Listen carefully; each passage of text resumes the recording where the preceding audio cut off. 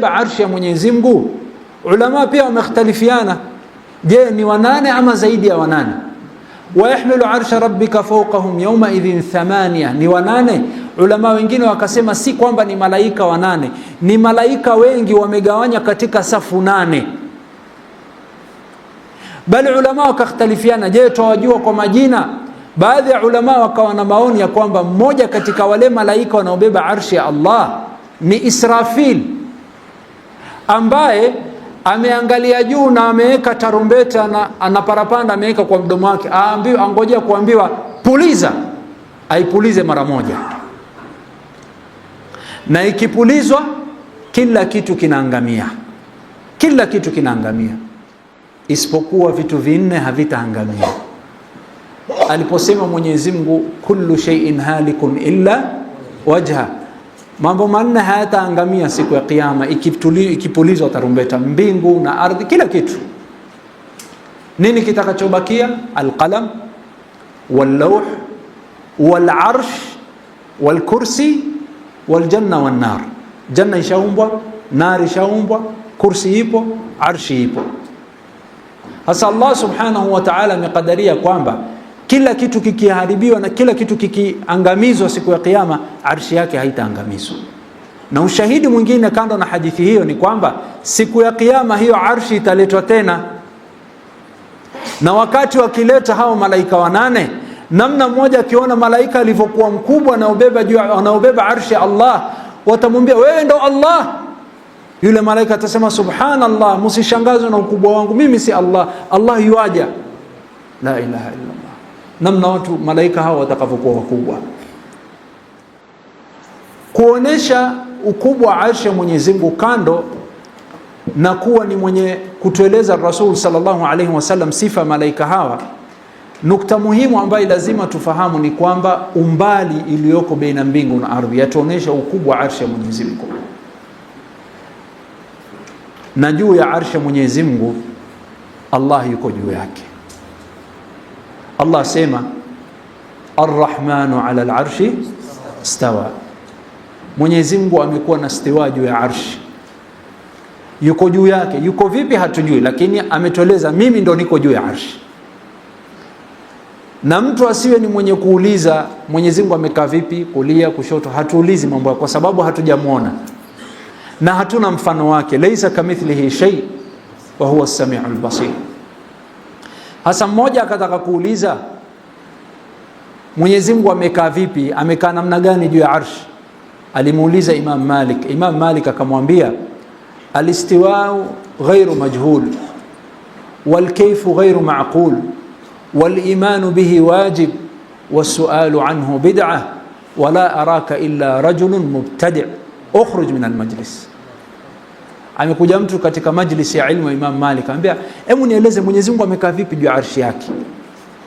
Akamwambia sikiza wewe, sisi tuamini vile Allah alivyotuambia yuko juu ya arshi yake, ama namna na mbinu alivyokaa hatujui kwa sababu hatuna dalili katika Qur'ani wala kutoka mafundisho ya Mtume. Na wewe kuamini ya kwamba Mwenyezi Mungu yuko juu ya arshi ni wajib, tofauti na baadhi ya watu wanaamini kwamba Mwenyezi Mungu yuko kila mahali. Mwenyezi Mungu yuko juu ya arshi yake, hayuko kila mahali.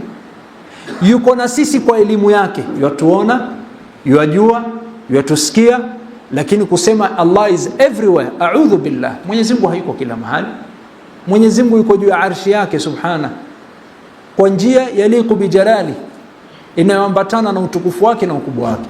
Ama yuko vipi hatujui, kwa sababu hatuwezi kuzungumza bila dalili ya Qur'ani na Sunna. Imam Malik asema sisi tunajua Mwenyezi Mungu yuko juu ya arshi yake, ama jinsi alivyokuwa juu ya arshi yake hatujui kwa sababu hatuna dalili. Na wewe kuamini kwamba Mwenyezi Mungu hayuko kila mahali, Mwenyezi Mungu yuko juu ya arshi yake ni wajib, kwa sababu amesema Ar-Rahmanu ala al-arshi istawa. Na wewe kuuliza maswali Mwenyezi Mungu yuko vipi, kwa nini uuliza maswali ambayo Mwenyezi Mungu hajatueleza?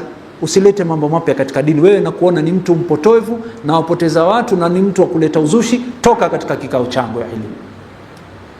Akatolewa. Ayuha almu'minun, arshi ya Mwenyezi Mungu ni kama qubba, ndo sakafu ya janna. Ar-Rasul sallallahu alayhi wasallam atufundisha juu ya janna, akasema wa idha sa'altumullaha fas'aluhu al-firdaus fa innahu awsatu al-janna wa a'la al-janna urahu fawqahu 'arshu ar-rahman wa minhu tafajjaru anharu al-janna au tafjuru anharu al-janna. Asema sallallahu alayhi wasallam, mukimuliza Allah pepo yake na janna yake, muulizeni ile pepo ambayo iko special, ina jina inajulikana kama al-Firdaus. Na hiyo al-Firdaus ndo ya katikati na ile kwa juu. Baada hiyo Firdaus hakuna kitu, ni arshi ya Allah ndo iko juu. Subhana, Mwenyezi Mungu atujalie. Allahumma inna nas'aluka al-Firdaus al-a'la. Allahumma inna nas'aluka al-Firdaus al-a'la. Allahumma inna nas'aluka al-Firdaus al-a'la. Baada hiyo Firdaus al-a'la, daraja ya juu kabisa katika janna, hakuna kiumbe, hakuna mwingine atakayekuwa juu, ni arshi ya Allah. Na arshi ya Allah baada hapo kuna nani? Allah jalla jalaluhu. Watukufu wa Islamu, kuna mambo ya msingi pia lazima tufahamu kuhusiana na arshi ya Mwenyezi Mungu. Katika mambo ya msingi ni kwamba Mwenyezi Mungu yuko juu ya arshi yake, na kuamini ni lazima, japokuwa hatujui yuko vipi juu yake. Kuamini ya kwamba kiumbe kilichoumbwa kwanza, japokuwa baadhi ya ulama wamesema ni al-qalam, wengine wakasema ni al-arsh, lakini as-sahih qaulul jamhur ni al-arsh, kiumbe cha kwanza. Imani yetu juu ya arshi ni kwamba hiya akbarul makhluqat, ndo kiumbe kilichokuwa kubwa zaidi. Na katika imani juu ya arshi ya Mwenyezi Mungu tuamini kwamba hiya athqalul makhluqat, ndo kiumbe kilichokuwa nzito zaidi. Si watu hupima kwa makilo, hakuna kiumbe nzito zaidi kama arshi ya Mwenyezi Mungu. Mwajua dhikra aliyotufundisha Rasul sallallahu alaihi wasallam, subhanallahi wa bihamdi adada khalqi wa ridha, kisha wa zinata arshi wa midada kalimati. Katika imani ambayo ya msingi lazima tuonao juu ya arshi ya Mwenyezi Mungu ni kwamba arshi ya Mwenyezi Mungu baada ya kursi iko juu ya maji, wa kana arshuhu alal ma. Katika imani ambayo lazima tuwe nao ni kwamba arshi ya Mwenyezi Mungu imebebwa na malaika wanane, sawaan wawe 8 kwa idadi ama wawe safu 8, kivovote wao ndio wamebeba arshi ya Mwenyezi Mungu. Katika imani ambayo lazima tuwe nao juu ya arshi ni kwamba arshi tutakuja tutaiona siku ya Kiyama kwa ushahidi wa Qur'ani na hadithi. Ama Qur'ani, wa yahmilu arsha rabbika fawqahum yawma idhin 8. Ama kwa ushahidi wa sunna ni Mtume sallallahu alaihi wasallam asema, nikifufuliwa na mimi ndo nitakuwa wa kwanza, nikienda namuona Nabii Musa ametangulia ameshika arshi, miguu ya arshi. Kwa hivyo arshi tutakuja tutaiona siku ya Kiyama. Italetwa arshi, watu wamesimama, kisha Mwenyezi Mungu atakuja atakuwa juu ya arshi yake na hisabu itaanza. Dhalika yawmun asir ala alkafirina ghayru yasir. Siku hiyo ni siku nzito, Allah asema ni siku nzito inawasubiri, na kwa wale ambao walimkufuru Allah haitakuwa siku rahisi kwao. Ndipo Allah akasema, wattaqu yawman turja'una fihi ila Allah, okopeni siku mtarudi kwangu, siku mtasimama juu yangu, mtasimama mbele yangu. Ama yule ambaye haogopi siku hii ataishi anavyotaka. Katika ishara ya kwamba huogopi siku ya Kiyama ni kwamba waishi bila kujali vile Mwenyezi Mungu alivyokuamrisha. Wadhulumu watu wengi ambao wanaodhulumu wenzao, katika sababu ya msingi ya wao kuwadhulumu wenzio, wamesahau kuna siku watasimama mbele ya Allah. Allah atoa mfano katika Qur'ani kwa wale ambao wanaofanya dhulma ya kibiashara, wanadhulumu wateja wao. Bismillahirrahmanirrahim, wailul lilmutaffifin alladhina idha iktalu ala an-nasi yastawfun wa idha kaluhum aw wazanuhum yukhsirun ala yadhunnu ulaika annahum mab'uthun liyawmin 'adhim yawma yaqumu an-nasu lirabbil alamin. Allah sema wailun, ole wao almutaffifin, ni wale watu ambao wakipima wakiuza bidhaa wanakuwa ni wenye kuwaibia watu customers. Ashafunga sukari kilo moja, lakini ukienda ukipima ni gramu 900, ameiba gramu 100.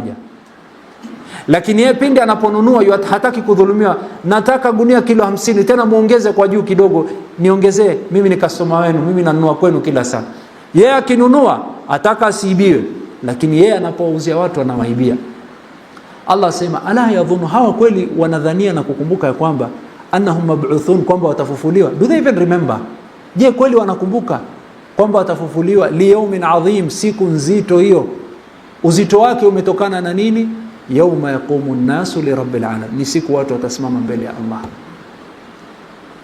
Hasa hii siku arshi ya Allah italetwa na Allah atakuja, atakuwa juu ya arshi yake na hukumu baina waja wake. Siku nzito hiyo, na wale ambao hawajajiandaa na hii siku ama hawajali, wanaishi duniani bila kujali. Lakini wale ambao wanaokuwa na hofu juu ya hii siku hujiandaa na huepukana na madhambi na hufanya khairi. Watu wakiambiwa, mitume ya Mwenyezi Mungu, rudi katika surati Hud, rudi katika Qur'ani, wakiambia mitume Mwenyezi Mungu, kwani lazima umsikize kila kitu Allah, si tufanye mambo yetu? Walikuwa wakisemaje? Inni akhafu in asaitu rabbi adhaba yawmin adhim, mimi naogopa nikimuasi Allah kuna siku ya adhabu kali inatusubiri. Na wale ambao walioshika njia hiyo ya mitume wanafikiria hii siku kila saa, basi wallahi watafanikiwa. Na mwajua ya kwamba watu wakipewa vitabu vao, ima upewe kwa kulia ama kwa kushoto. Waliopewa kwa kulia, sababu ya wao kupewa kwa kulia, fa amma man utiya kitabahu biyamini fayaqulu ha umqra'u inni dhanantu anni mulaqin hisabi, asema someni kitabu changu, mimi nilikuwa najua kuna siku nitasimama mbele ya Allah. Mlikuwa mkiniona mimi mjinga duniani, mlikuwa mniona mimi kwamba sijui kuiba, wenzangu wakiiba mimi siibi, naogopa hisabu, mkiniona ni mjinga. Watu wakifanya dhulma mlikuwa mniona mimi ni mjinga, watu wakichukua riba mimi nikikataa mlikuwa mniona mimi mjinga. Sababu ni kwamba nilikuwa naogopa hii siku, naogopa hii siku. Inni dhanantu anni mulaqin hisabi, nilikuwa najua, bimaana dhann bimaana yaqin fi hadhihi alaya, nilikuwa na yaqini nitaoneshwa hisabu yangu na nitasimamisha mbele ya Allah. Na siku hiyo tutaiona arshi ya Mwenyezi Mungu. Watukufu wa Islam, katika imani ambayo lazima tuwe nayo ni kwamba arshi hii iko na miguu kama vile kiti iko na miguu, kwa ushahidi wa hadithi iliyotaja ya Nabii Musa alayhi salam pindi akifufuliwa pamoja na Mtume Muhammad sallallahu alayhi wasallam. Katika imani ambayo lazima tuwe nayo ni kwamba malaika wanaobeba arshi ya Mwenyezi Mungu ni wanane, sawaan wawe wanane kwa idadi ama safu nane. Katika imani ambayo lazima tuwe nayo juu ya arshi ya Allah subhanahu wa ta'ala ni kwamba hao malaika ambao wanaobeba arshi ya Allah, wajua kwamba wanatupenda, wanapenda waumini. Hao malaika wanaobeba arshi ya Allah wanawapenda waumini. Mwenyezi Mungu asemaje katika suratu Ghafir? Allah subhanahu wa ta'ala asema الذين يحملون العرش ومن حوله يسبحون بحمد ربهم ويؤمنون به ويستغفرون للذين آمنوا ربنا وسعت كل شيء رحمة وعلما فاغفر للذين تابوا واتبعوا سبيلك وقهم عذاب الجحيم ربنا وأدخلهم جنات عدن التي وعدتهم ومن صلح من آبائهم وأزواجهم وذرياتهم إنك أنت العزيز الحكيم وقهم السيئات ومن تق السيئات يومئذ فقد رحمته وذلك هو الفوز العظيم. Hao malaika wanaobeba arshi ya Allah wanakupenda wewe na wananipenda mimi.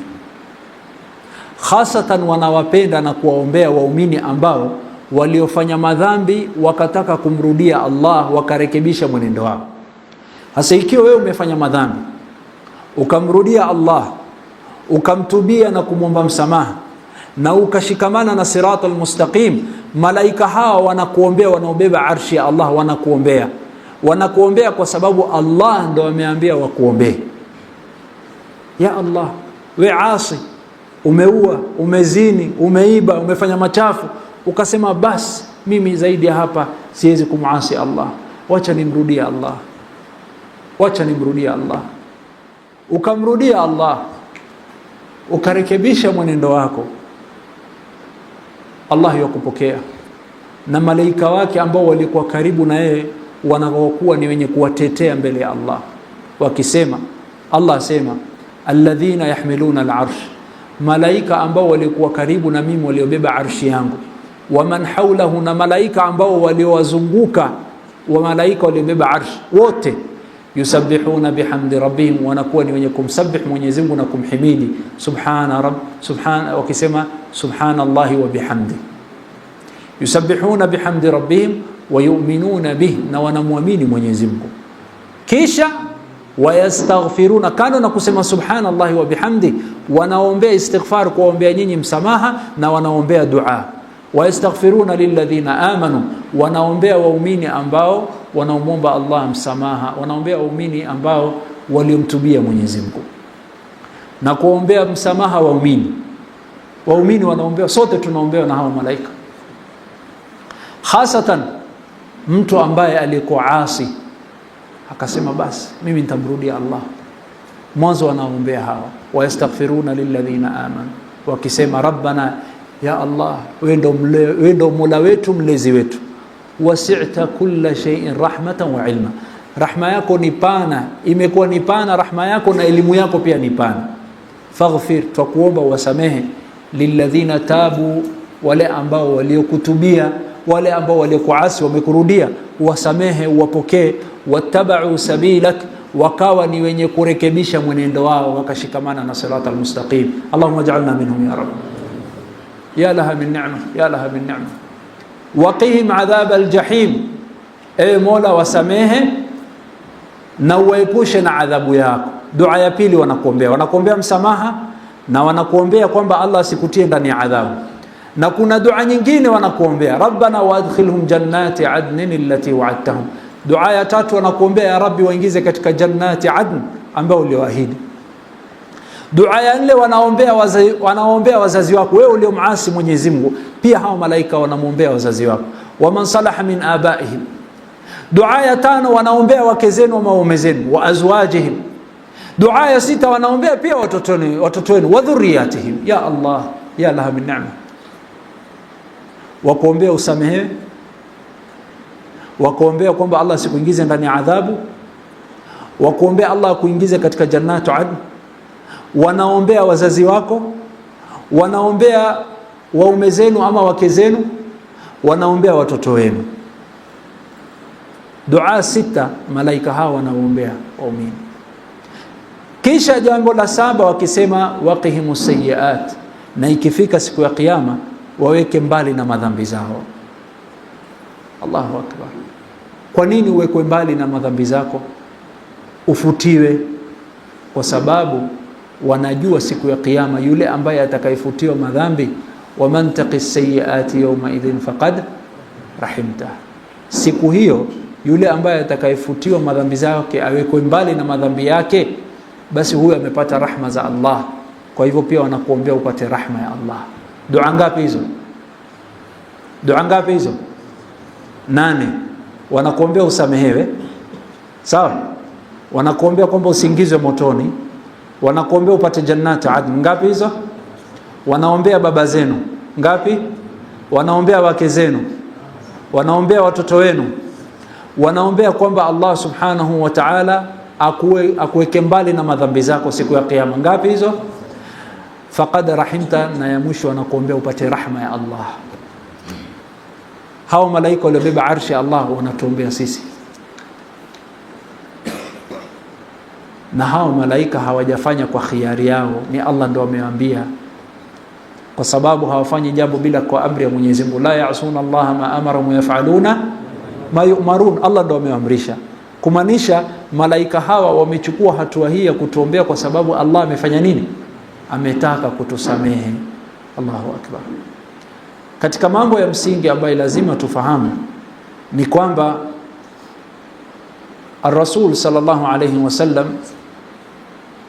alipokuwa akikumbana na shida, alikuwa akimsifu Allah kwa kumtaja ya kwamba ya Allah, wewe ndo Mola wa arsh, kwa sababu arshi ya akbarul makhluq. Na mwajua duaul karb, duaul karb. Karb ni nini? Kurba ni nini? Kurba au karb ni shida ambayo inayokupata, ambayo unaona kwamba hii mimi siwezi kuibeba, na wajua hii ndo yenye kukuvunja. Ushawahi kukutana na shida ukajua hii ndo ile itakayonimaliza, hujui deal naye namna gani. hauna nguvu, hauna uwezo wa kudeal nayo. Hasa hii hujulikana kama karb. Hasa wakati unapokuwa na kurba, mathalan ni maradhi, ni mgonjwa na magonjwa uliokuwa nayo yamekuzidi, kurba, maumivu, madaktari wanakupa masindano na madawa, lakini maumivu bado ni pale pale. Hii ni karb, ni uzito ambaye hakuna mtu aweza kukuondoshea. Au mathalan una deni na imefika siku ya kulipa, na siku hiyo wamekuja ukishonia kubeba vitu vyako vote, karb. Ar-Rasul sallallahu alayhi wasallam alikuwa akisema, la ilaha illa Allahul azimul halim, la ilaha illa Allahu rabbul arshil azim, la ilaha illa Allahu rabbus samawati wa rabbul ardi wa rabbul arshil karim. Kila unapokuwa na uzito ukasema, hapa nitatoboa vipi hapa katika, au nitapenya vipi hii shida, hapa mimi nimepatikana, hapa mimi sina njia, ukaona hapa wewe umeangushwa, hauna njia,